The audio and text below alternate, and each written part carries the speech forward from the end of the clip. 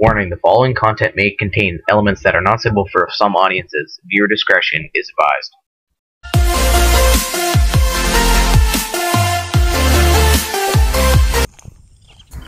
Good morning mga ka-airgun. Nakalabas tayo ng maaga ngayon para mamaril ng wild dove. Medyo nagsawa na tayo sa mga water birds. Subukan naman natin yung mga bato-bato. Papunta nga pala tayo dun sa dati nating spot. Mahigit 1 taon na nating hindi napupuntahan. Siguro naman makakarami tayo dun. Problema lang natin, malayo ang lakaran nito, mahigit 1 kilometro. Nasa humigit kumulang 30 minutes na paglalakad. May mga nakikita tayong mga wild dove dito sa bukid. Oras kasi ng pagkain nila, maaga pa. May mga papunta din dun, grupo. Siguro nandun pa naman yung puno ng akasya. Dati may kasama tayo na mamaril pero tumigil na stroke kasi. Tayo naman, dalawang purpose natin, exercise at saka para makakuha ng pang-ulam. Solo hunting tayo mga ka-airgun, lakasan lang ng loob para sa masarap na ulam. Stay tuned lang po mga ka-airgun, i-update ko kayo pagka narating na natin yung spot natin. Sa wakas mga ka-airgun, 35 minutes nakarating din tayo dito. Nandito pa naman yung mga puno ng akasya. Ang problema lang, maraming dahon ngayon. May mga nakikita tayo, may ilan-ilan na dumadapo. Kailangan pa natin gumawa ng taguan. Makulimlim ang sikat ng araw mga ka-airgun. Medyo maambon pa. Sana naman hindi tayo abutan dito ng ulan. Check muna natin yung zero mga ka-airgun. Natagtag yung laruan natin sa paglalakad. Okay pa naman pala yung tama. Gawa naman tayo ng taguan natin.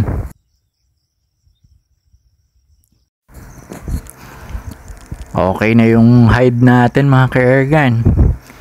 Hindi na tayo maaninag ng mga wild dove. Sana lang masulit natin. Hirap tayong gumawa dahil malayo yung mga pinagkuhanan natin ng mga sanga ng puno. Stay tuned lang po mga ka-airgun. May tumapo mga ka-airgun. Zebra dove. Birahin natin.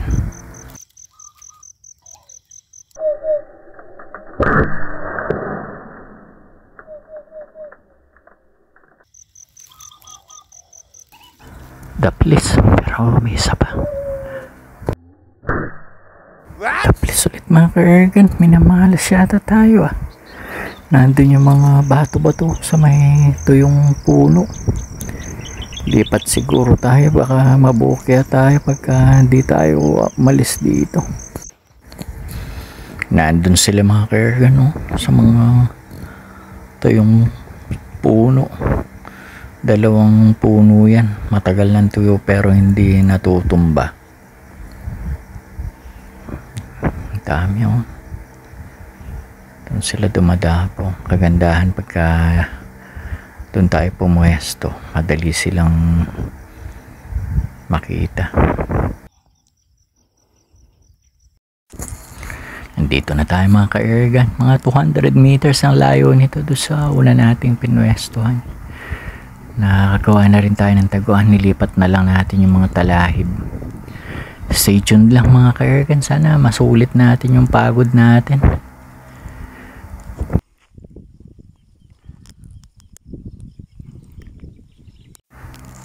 Sa loob na tayo ng taguan mga ka-airgun. Silipin natin yung mga puno na babantayan natin. Dali nating makita pagka may dumapo kasi malinis. May zebra dove mga ka-airgun, 2 sila.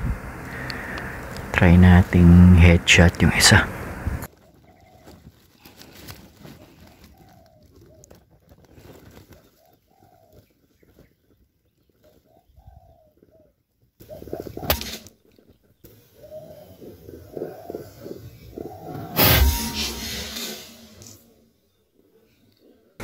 Boom! Bagsak mga ka-airgun. Tumapo ulit mga ka-airgun. Nakatago yung ulo pero litaw yung katawan. Birahin natin.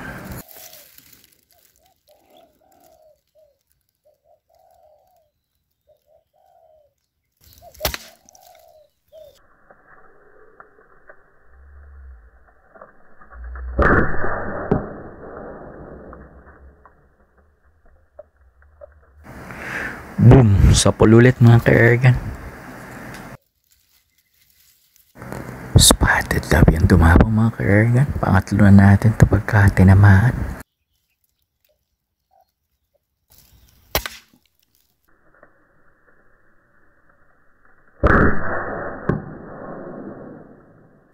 Ayos! Ang lupit ng tama mga ka-airgun. Sunod-sunod ang dapo mga ka-airgun. Zebra dub na naman to.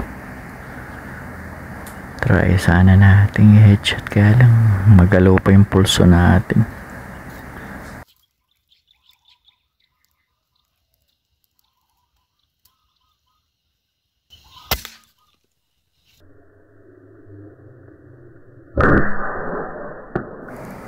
Boom! Straight down mga ka-airgun.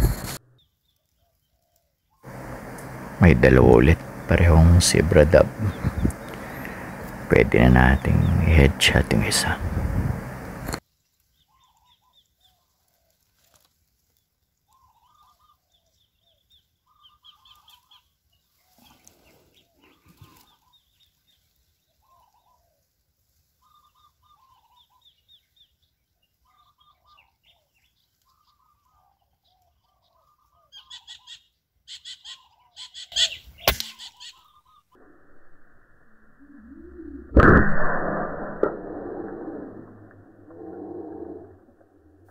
Boom! Ang lutong ng tama. May tumapo ulit mga ka-airgun. Red collared.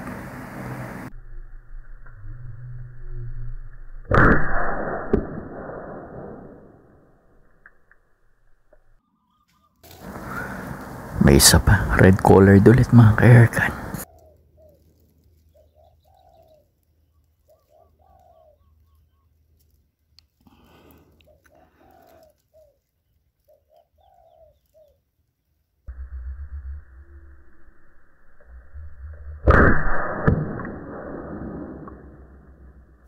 Boom! Sa tumbungan tama mga ka-airgun. Meron na naman mga ka-airgun. Red collared.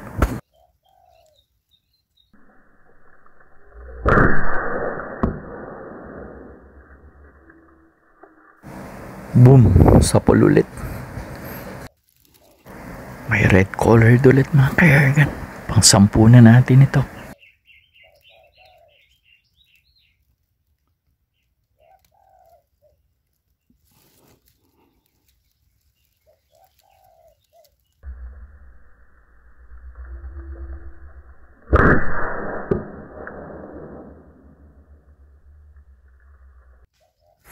Ayos mga ka-airgun. 10 na yung nadali natin. Malayo na yung dapo nila.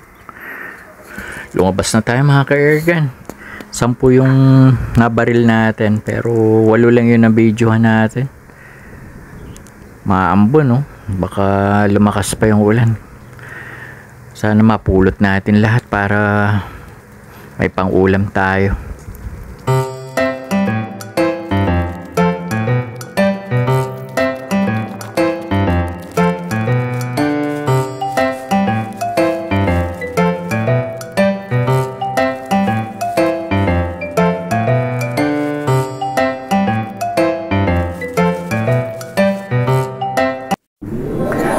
Shoutout po sa mga ka-hunters, ka-airgun natin. Pa-comment naman po kung taga saan kayo para alam natin kung saan nakakarating yung vlog natin. Thanks for watching!